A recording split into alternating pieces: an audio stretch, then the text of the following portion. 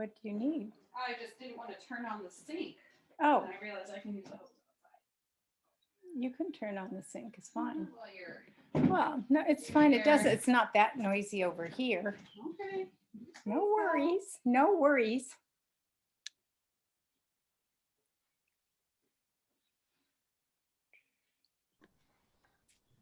Okay, so now we are recording. I see the little red Great. dot blinking. And Yes, it's recording. I see it too. good. This is lesson 6, and we're doing carving and in 3 dimensions and cutting through, making holes in our clay.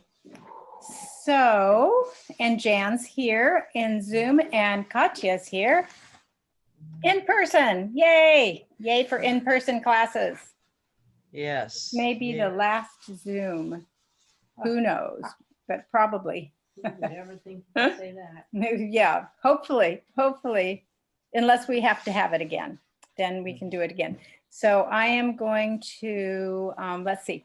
We'll start out. The first thing to do, of course, is to make a cylinder, and mine's all wrapped up in plastic right now. Make a cylinder or whatever it is you want to carve.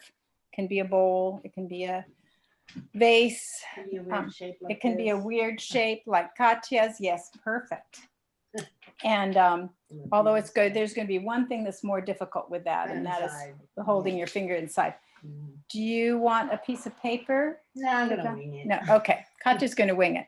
My suggestion was, if you've never carved before, that you make a plan. What an idea.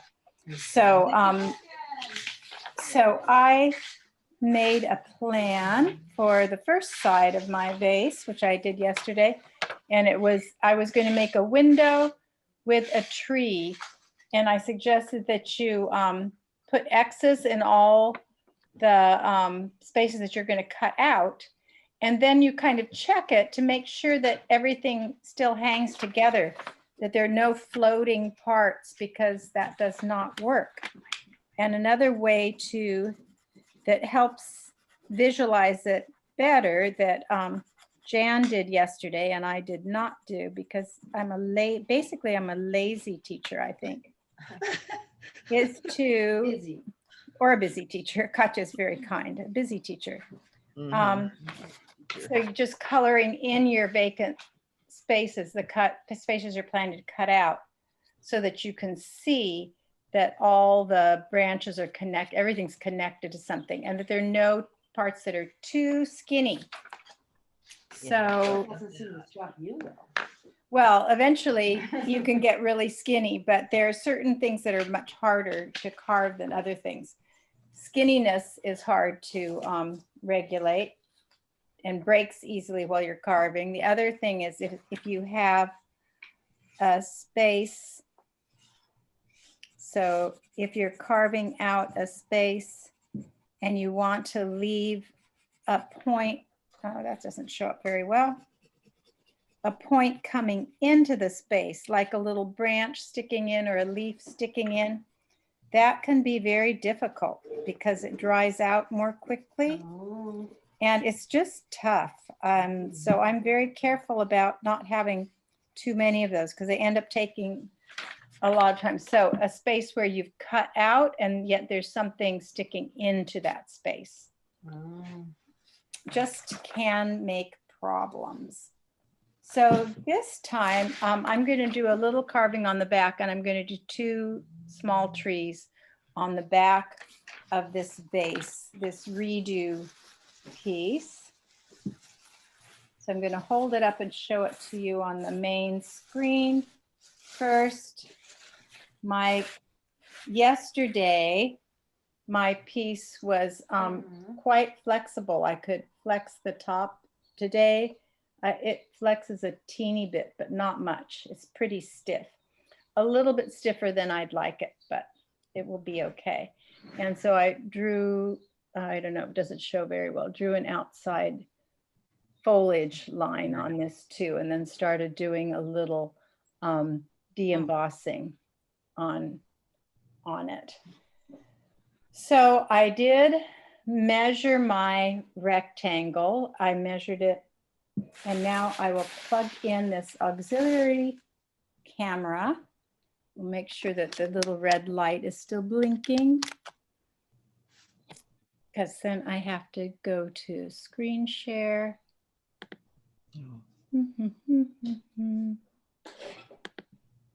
And second camera. And share. There. Yes. Okay, It's still recording, it's still recording, yes. but your other camera is in the little window. Right. So, but see, I can switch back and forth Oh, good. now Okay. easily. Interesting, that's where it is. Switch camera. Yeah, there's the little red light. So here's the switch camera. Now I'm going to move, yesterday it worked better when I moved this camera down, actually, Yes. because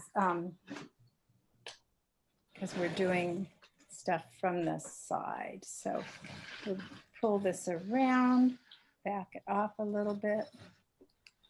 But it seems to be sideways, doesn't it? Sideways. Oh, well. Upside down. That's funny. I don't remember that being a problem yesterday. Can you just rotate? the Yeah, I video? did. Now Yeah. it's fine. Now it's right side up. Yeah. All righty. So, Mary Jane, before you start, can you show some of the carving tools to people who Oh, maybe don't know Yes. which ones? or what So, they are? Like, Yeah, maybe and they might have- actually, I don't see my X-Acto knife, and that's what I always used to do. It's the- right there behind. you. Oh, thank you. Yeah. It was hiding. So just a regular X-Acto knife. If it's not too sharp, that's actually good, because when I carve, I put my hand on the inside and carve to my finger. So it's better if it's not too sharp. You don't want to carve your fingers. Don't want to carve your fingers. This is the main tool. And then, oh shoot, I have to call. Yeah. 1 hour. I've been trying to reach Dimitri all for the last 2 days. Oh, Of and course, so now he called back. But anyway, I told him not to call after 4. Anyway, you'll also want a pointy tool. And then this little, I call it a feather tool, because it has that nice shape on the back, but it also has a good carving. It's all blurry up so close, huh? It's a good tool.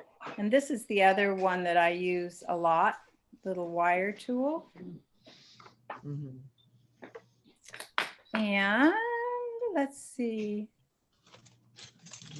One of those. So I have my design here, and I'm going to put it on the back. And since I'm doing mostly square, there's the design, square window, I already drew it in, kind of fudged it. It's a little messy, but I can scrape that off. So that's no problem. I actually took the ruler and measured, here it is, so that it wouldn't be slanted or weird. Oh, yeah. I measured, put the ruler straight on the board underneath or on the table underneath and measured it so it's the same on both sides. And then since it's curved, it makes it hard to draw a straight line. But if you use a piece of paper to connect your dots, then you can just use a pencil and draw a straight line that way. If your paper's too tall, you can fold it or cut it. Anyway, I find that is an easy way to make a really straight line. And sometimes when I'm including the edge of water on a lot of mine, I have the water drawn and then with an island drawn, which I suppose I could do here too. But I don't know. Complicated. Is there a reason that you're going so small? Is that just those? Oh, I I think that'd be very challenging for somebody doing this. right. You First don't want to time. do it this small. You want to do, if it's your first time, you want to do something at least this big and probably not this complex. Jan's doing a really pretty one of an iris that she can show you. Would you like to show us, Jan, the one you're working on? Yes. Let's see here. Oh, where are my option? Exit full screen. There. There we go. Well, the In the shadow book. light is not. She has, I can see there's one little connection that's really thin. I know. I which is- saw that. Yeah, this it's one right fine. there. It's fine. That would be in risk Yeah. of breaking as it shrinks if Okay. it's not waxed. So maybe you can bring your piece in tomorrow and put wax on it, but just wrap Okay. it really double wrap it until then. Yeah. I had these small holes, and after I cut that one, I was thinking I probably really should not have cut it, but that's okay. Right. So I got really small up here, but it's also a very small space. And of course, Yeah. I will wax it.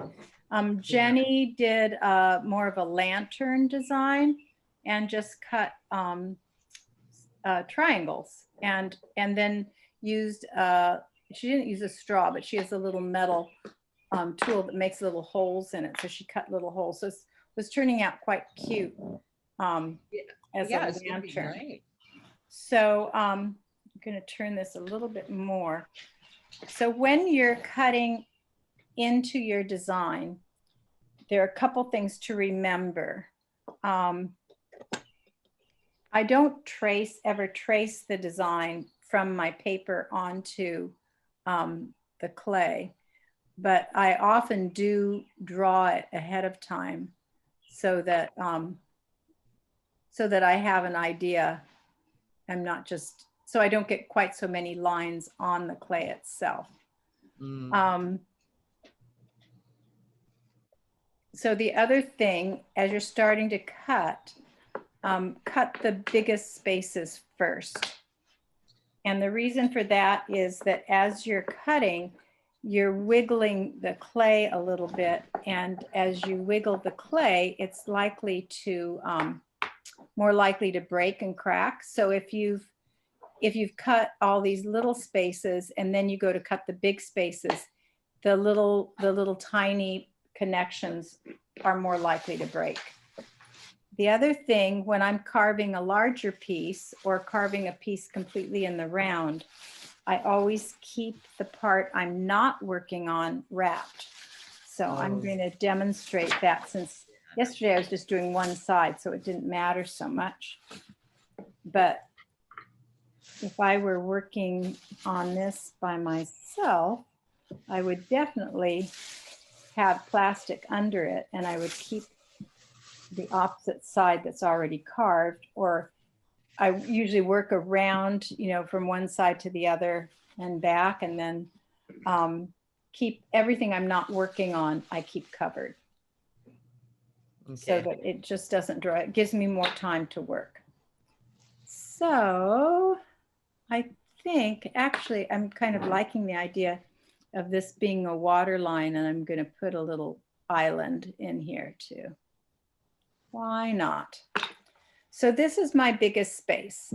As I cut in with my X-Acto knife, I'm going to look at what is, I'm going to make this a little bit higher, I think, at what is the center, That one. come on, the center of my piece. Because as I cut, I want to be sure that my X-Acto knife is pointed toward the center. That way, when you look on the inside diameter, of course, is smaller than the outside diameter. So as I cut from one side of a branch or a trunk or what the object to the other, and then cut the other side, I want the inside width to stay as thick as possible. It's going to always be slightly thinner than the outside width. But if I'm pointing my X-Acto knife at an angle one way or another, it can make that little piece way too thin. So That's what I'm trying to avoid. So I'm pointing the point toward the center, and then I'm supporting this whole side of the vase with my hand. And actually I'm cutting, so I'm touching, the point touches my finger. That's how I know that I've cut all the way through, because you don't want to have to go back in too many times. Then you get a really rough cut if you do that. Mhm. So I'm cutting around. When there's an abrupt change, I always, in direction of the cut, I always pull the knife out and then cut back around. And like I said, this is a little stiffer than I like it, but it's going to be okay. So because as we go back into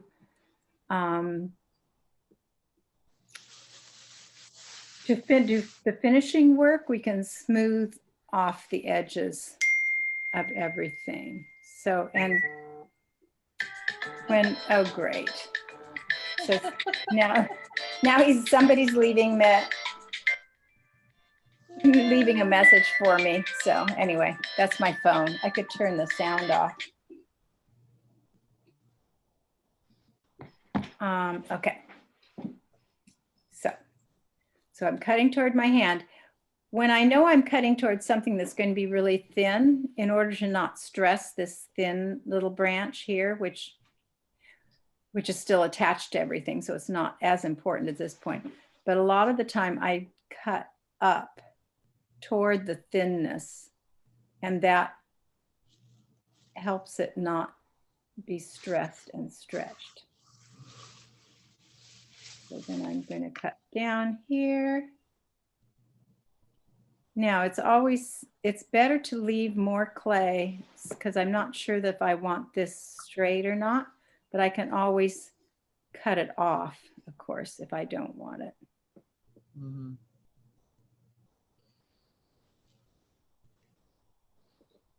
Okay, so theoretically this should come out. Look at that. So there's my first big piece. I save all my little pieces of clay down in the bottom, because then if I do have to repair part of it, I have clay that's about the same amount of dryness. Now, this is a clay that's going to go in the wood fire kiln, and it is a little more crumbly. The clay you're using, the other clay that we use, shouldn't crumble this much. This is a very nice clay, but it's a little crumbly. Okay, so this is the other big space over here. So again, I'm going to point my X-Acto knife toward the center in general, and then cut this oops, didn't cut straight.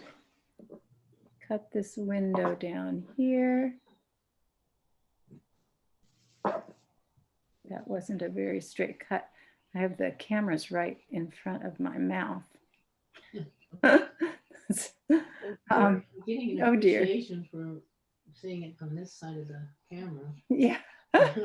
Yeah, Katja can see the It's not that weird, easy. weird configuration. So then I'm cutting up. You can cut in any direction with clay, really. But I like cutting because I know this is going to be a delicate part that I'm cutting up to. So this way I'm not stretching the clay more than it needs to be stretched. And cutting down here, but that's not going to matter because it's all connected to the body down here. Okay, so then I'm just going to start cutting out all the little spaces too, because the first thing you want to do is get rid of all the clay that's not part of your design. Another trick that I use a lot is, so here I have the lines I've drawn aren't exact at all. Actually, well, not very exact. They really aren't exact. So if I take my X-Acto knife and very, very lightly draw a little crease, I think you can see that can you see that, Jan, in the video, how I've cut a little? Yes. Okay, good. because it's so light here. If I do a little crease, it's surprising. It's so easy, much easier for the knife to follow Mm. that Yeah. little, it's just like slightly scored. It's not deep. If your clay is getting really hard, which this almost is, then you can do it as you would score some cardboard, and rather than trying to go all the way through on the first cut, you can go do it, cut the same line several times, which sometimes makes the cut rougher, but then you don't disturb all the little bits of clay around it. Now that didn't punch out completely, so that's why you need a pointy tool to then finish pushing it out. Also, when you have very tiny spaces like my next space, it's good to have the pointy tool to push the clay out. So here, this one is another little V.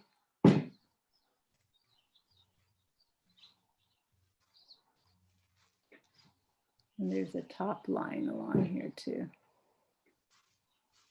So, okay, so as I explained in the non-recorded video, here, this is going to be a very weak little branch, right? Because it's just not very wide. So if I cut right next to it here, it's going to push this branch out the width of my X-Acto knife, which will weaken it further. But if I go to the far side, so here's my next little hole, right here. If I go to the far side, it's not going to disturb this branch nearly as much. So I'll cut in here first, away from that branch. And by using this method of cutting the far side first, you only end up doing a really super delicate cut at the very, very end when you've cut everything else out. And there's only that one little twig left, but I've saved myself a lot of grief by just working really hard to not pressure the clay any more than I have to. You can repair these little branches, but it takes a lot of time and patience to do it. So often if I do break a little branch, then I really consider just letting it go. And if I don't feel I can let it go, I feel like the design needs to have it, then I take the time to repair it. So here's a bigger space, and I'm going to again score this a little bit, mostly following my lines, but it gives you the opportunity to not follow your lines too. Whoops, but I think I want to go down there and up here. Okay. Nobody but you knows what it was gonna look like. I know. Anyway. True. Nobody will know if I follow the lines or not, right? Right. So I'm not going to cut this side because this side is next to the open space already, and that will push this whole branch and strain it. So I'm going to cut this side because there's all this extra clay here, and it just will be, it won't disturb that branch at all. Yeah, it makes sense, but it was a long time till I really figured out to just do that systematically and always do it, even when it's would be all right not to, probably. It just has, yeah, because now this way, as I'm cutting in here, I'm going to push a little bit away from this thin branch too, to try to move the clay that away and not toward the thinness. So I braced my pinky finger over here so that I can cut and have something. I'm not just, my hand's just not floating in the air. It's braced so that I can keep the cuts consistent. And that one doesn't want to push out either, but it will with with the pointy tool. There we go. So those are a couple of my secrets that aren't very secret. Not anymore. Not anymore. Katya. No more secret. So Katya, tell us about the Lumi. Oh, yeah, I just heard about it like that morning or the night before or something. And Lummi people and other this woman Two Feather who lives here from the Clint tribe all took turns speaking, but they came together with a beautiful, speaking of carving, a beautiful totem pole Oh, made from wow. a 400-year-old cedar tree. Oh, my goodness. That was probably originally maybe 5 feet in diameter, Mm-hmm. and they talked a lot about environmental things and the pole, all the different parts and designs of the pole were explained, like why they were on there. At the top was this big round, looked like a drum, but it was actually the moon and the reason for the moon. And they said that if you look up at the full moon, you can see what looks to them to be a Native American kneeling and leaning forward in prayer with 2 feathers hanging forward, and that silhouette seems to be. And I'm gonna look for it next time there's a full moon. Yeah, how cool. That was what that was based on, and then there was a lot of speaking about the Native American women that are going missing, and they carved a grandmother and her granddaughter, but not the mother, because to signify that a lot of people's mothers are missing. And there was a hand on one side that showed this empty hand that showed the missing women that was being acknowledged. And they said that this totem pole was on the back of a big flatbed truck, and the totem pole was going to be taken all the way back to Washington, D.C. on a tour to raise consciousness and awareness and funding, and everything they do is just, from their own, just what they feel, needs to be done. And they are going to eventually bring this totem pole back and put it, I think with what I understand, they're going to put it there at the entrance to Madrona Point. Oh, that would be awesome. Yeah, they didn't say that right away. I'm like, where's this thing going to end up? Like, I heard where it's going, but where's it going to end up? Where's it going to end up? And right at the end, he said, eventually we're going to be bringing it back right here. So I'm assuming that How means it's right exciting. here at the entrance to Madrona Point. And it was magnificent. Oh, I It wish. had beautiful just detail and Mhm. color and some golden highlights, and it was the effort of a lot of people, and the man had his grandson, little boy up there, and it was really, really beautiful with speeches and some singing and blessings and stuff. It was great. Oh, how I'm glad I cool. went. And Yeah. then I totally forgot that our class had been moved to that day. Yeah, that's just- okay. I didn't read obviously the text all that well. So I thought I would Yeah. have time to prep this thing, but then Well, we had moved it because of Jenny. Jenny left today all right, and to go see I her mother. remembered that after when you saw, yeah. after a while. That email or the Yeah, the tech, yeah, the email, whatever it is I sent. Yeah, I read it, but not that well, obviously. Yeah, that's okay. But I'm so glad I went, and it went a little late. It went into like 2:30, so Yeah. yeah, So it was great. I had a question, but now I've forgotten it. About the pool. Yeah. Oh, does people take there people taking There were pictures? some pictures taken, and I took a few pictures. Was Peter Fisher there? It's kind of hard to tell with people in masks. That's I'm not true. Sure who was all I'll there. check because he's been a big intermediary with the tribes Yeah. to and working on healing. Well, it was interesting because they had, the cling it. Cling what? Clinklet. Do you know how to say that, Jan? It has a, Clinklet, Clinklet? No, now I can't say it. and they Sorry. have a guttural click in there, but I'm not sure. Right. But they admitted that the Lemmy and the Klingit were traditional rivals. Oh, uh-huh. And now they kind of realize how important it is to put aside all that and to work together, and that they have a lot more in common. And so I thought Yeah. that was not Oh, just that's symbolic, cool. but really good. Yeah, well, that's the truth for all of us, huh? We all have a lot more in common than Yeah. sometimes we want to admit Right. if we disagree with people, but Right. look for our brotherhood and our bonding rather than looking for our differences. It's all wrong with everything. Yeah. Yeah.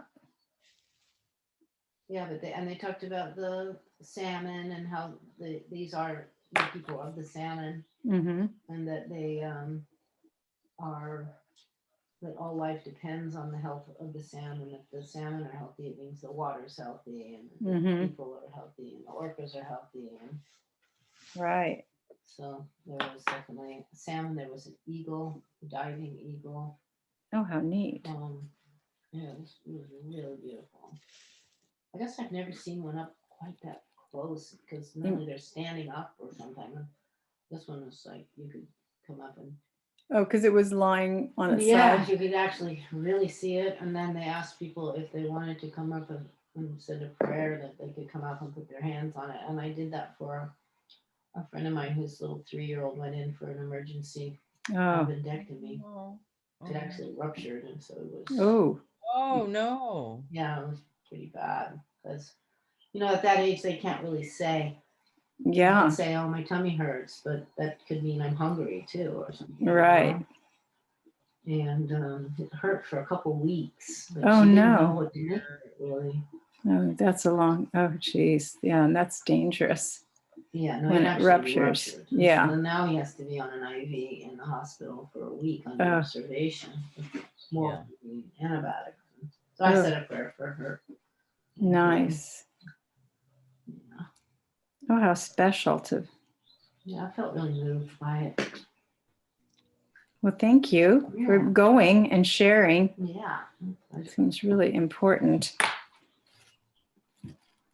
Yeah, Jan was asking earlier, what on a different subject, what the clay classes were going to look like as we went forward here. And I was saying that we have company coming next week. So this is the end of this session. Right. And then I'm going to New York to see my kids, one group of kids. And I'll be getting back the 8th. So I think the week after that, the 8th is a So it's like a month away, huh? Tuesday. Yeah, the 8th is a Tuesday. So yeah. So anyway, we'll be starting back up with something in June, and hopefully Outdoors. out. Yeah. Either, we'll see what we can do, because we might be able to just have it indoors like we did last fall with the windows open, and the door open. And I think most everybody's been vaccinated. So we can check on that and see how everybody feels too. I want everybody to feel really comfortable about what's going on for clay. Things change so fast. And things change. So I will send out emails probably either when I'm in New York or when I first get back. But in the meantime, we can keep making things. In the with clay we meantime, have, yes. using these techniques, yeah. You can keep making things and bringing them in to dry on the drying racks, or if you're confused about where to put them, just put them on the table if I'm not here. Okay. And I'll continue to fire things. So moving right along here, Forward. making Huh? some progress. I'm almost at the end of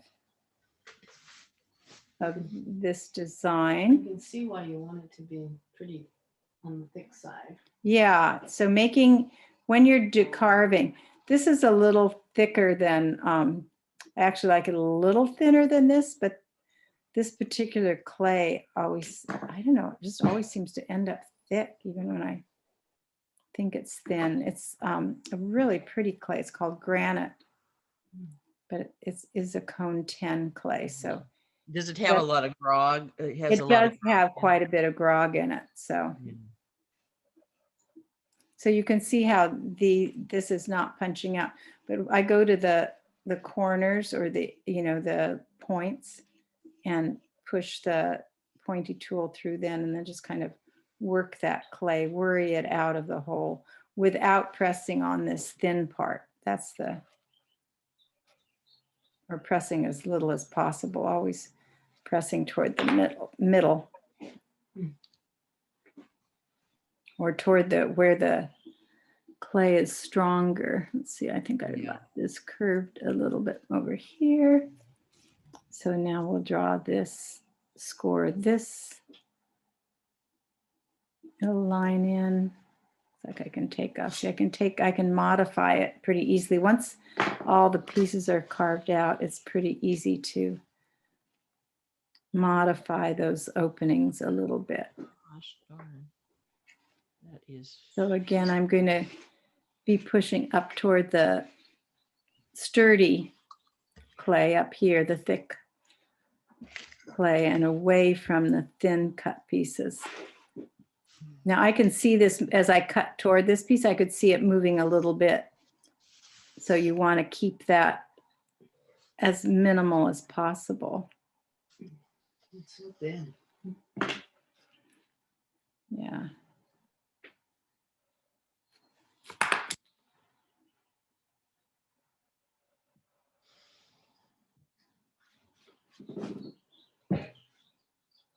Get out of there.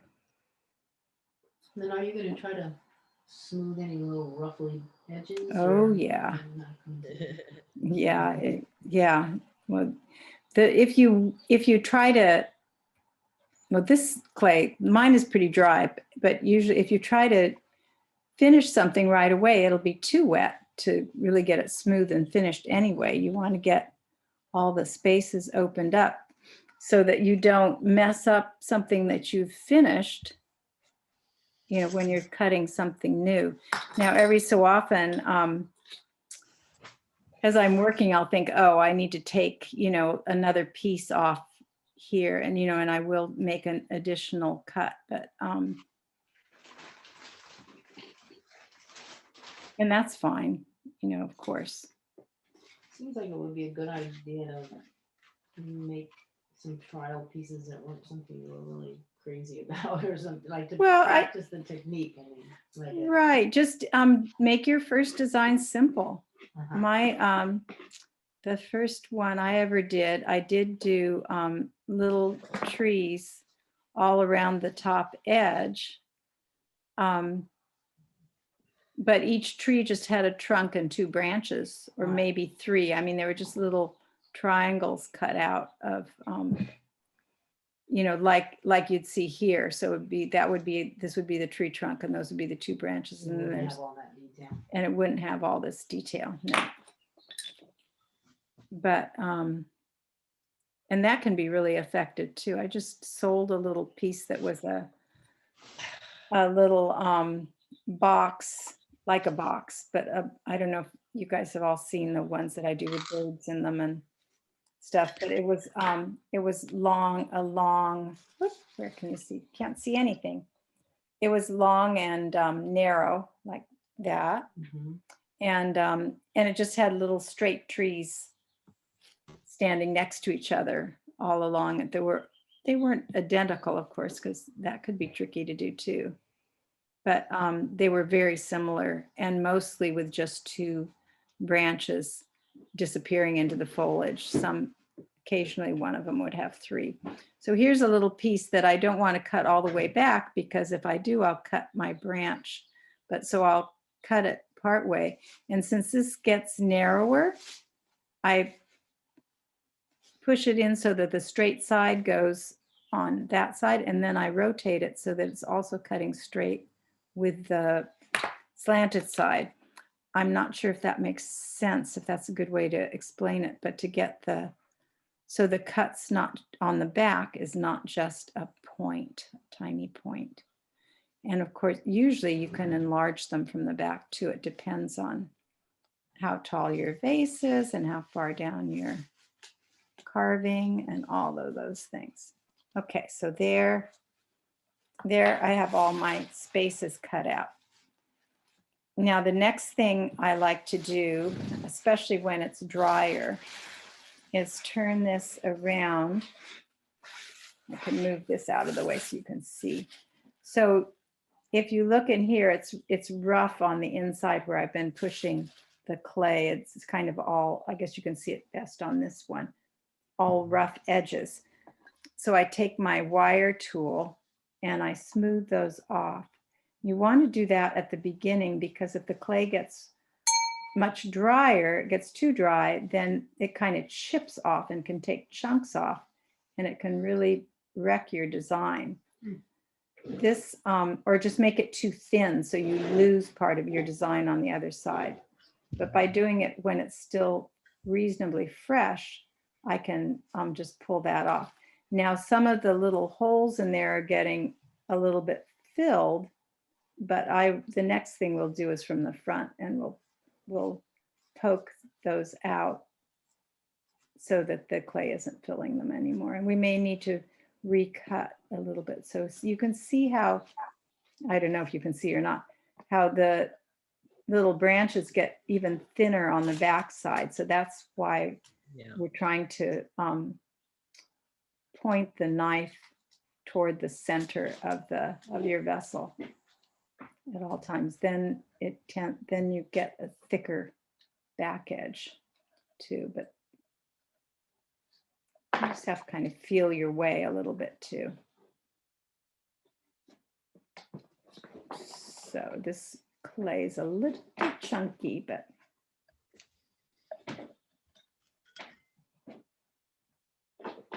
okay.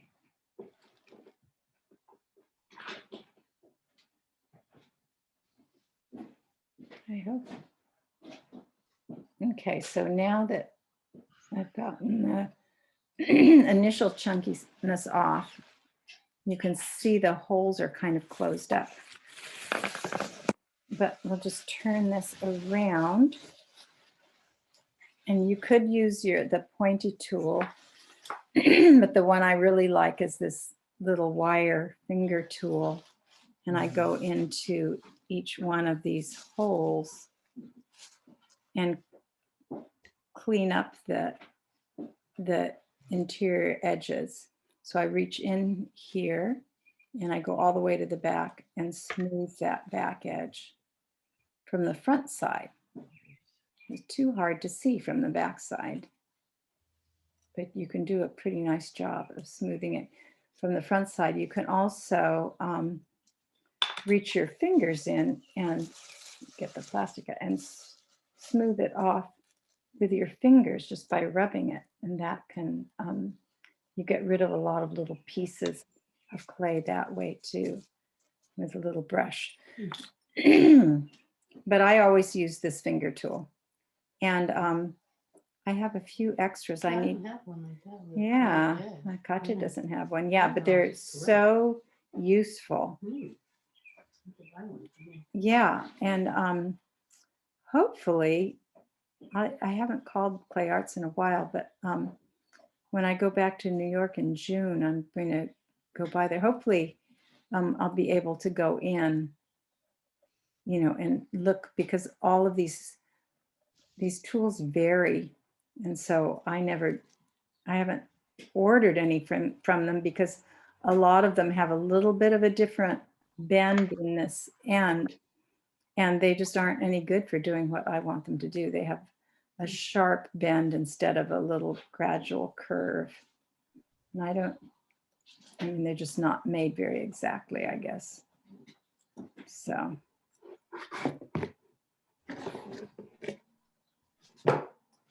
get all of this stuff smoothed off on this side, and you can smooth it off on the inside too. And you keep working with it And the other thing I showed the class yesterday that I like to do for the trees is cut in a little bit on the branches so that the foliage has a little dimension out from the branch. So the branch are visually behind the foliage, at least the top edge. And you don't even really have to carve the whole trunk back. Still, our eyes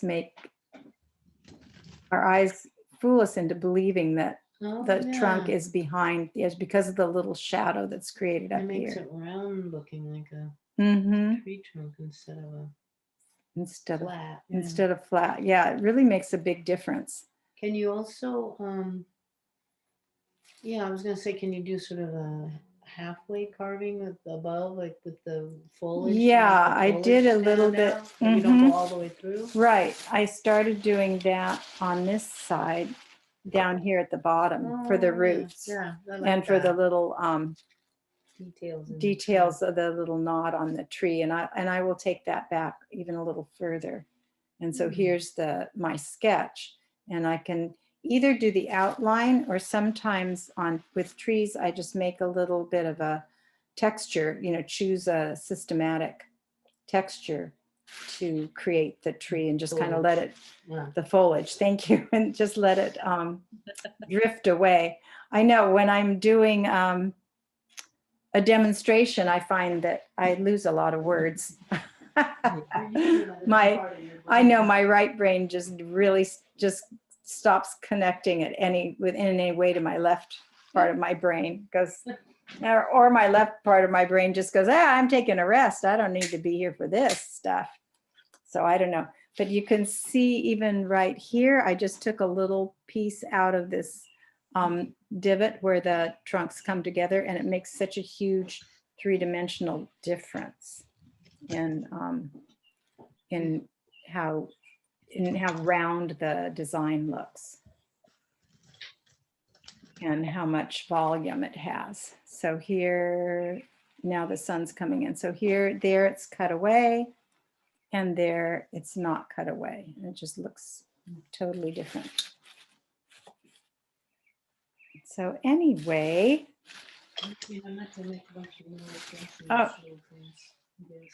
oh, that's okay. You can make noise or not, doesn't matter. I don't think it's just us looking at this. So, but I think, I can't remember if there were any other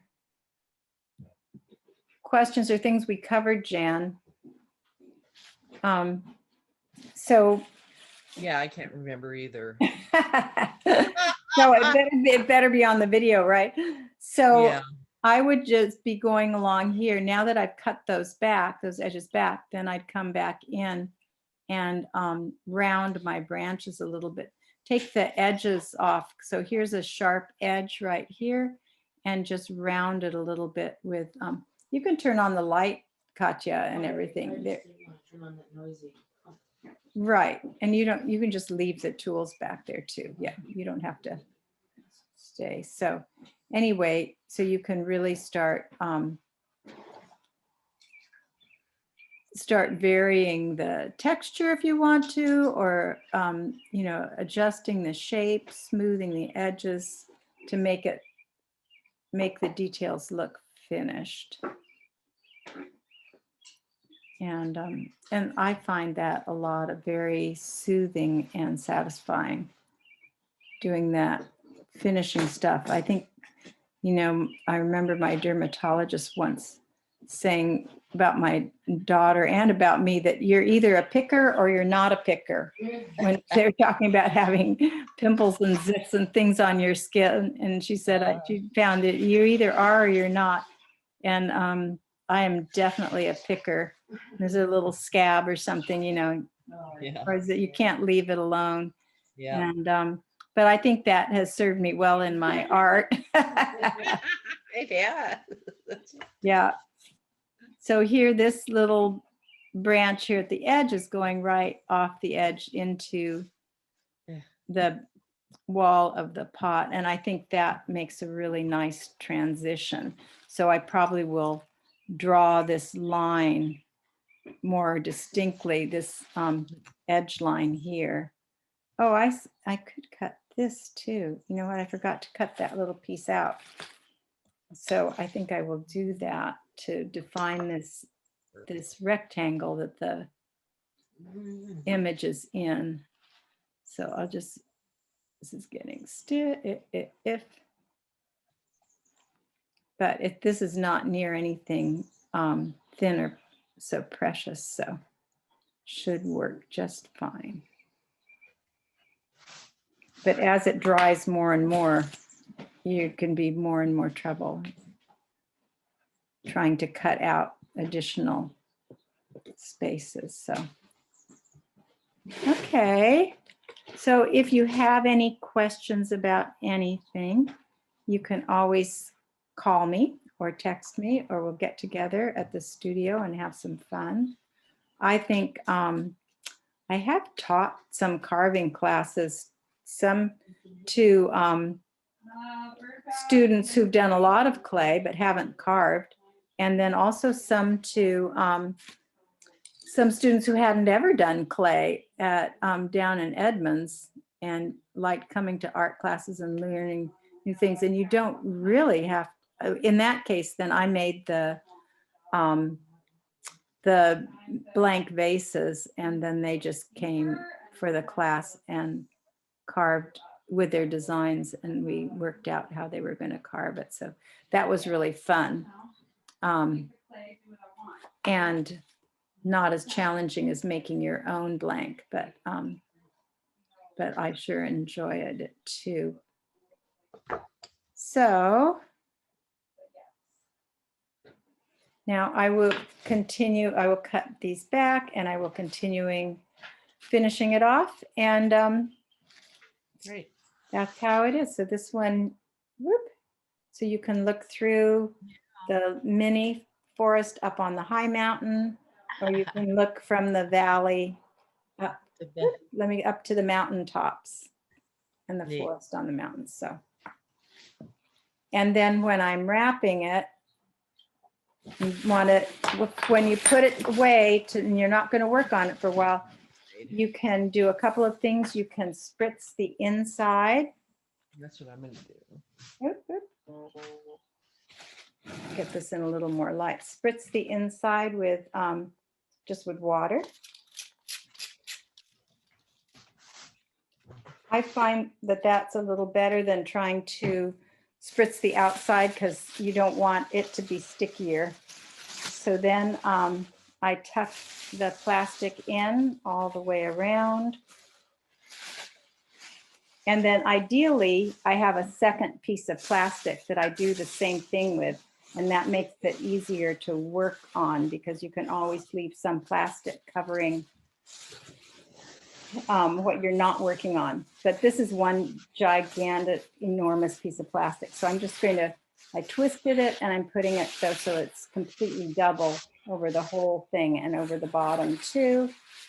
And that way it will absorb a little more moisture tonight and be nice to work on for several days, really. What more are you gonna do? Just more detail. Just more, I'll smooth everything, and yeah, I won't, and add whatever texture I'm going to use in the treetops. And that will be it. So let's see, I will switch screens back to me. Yes, say there you goodbye. are. Hi. Goodbye and good luck. Thanks. And it still says it's recording, I think, so It's Yeah. still recording. Yay. yay. So yeah, if you have any questions, call me. I'm excited to see what you make. Okay, great. Thanks for Thank taking my you. class. Thanks, Jan. See you Jan. later. And thanks, Katya. You're welcome. And let's see, I need to stop the share. I don't even know how to get out of this screen. Jeez. Okay. I'm going to stop the recording.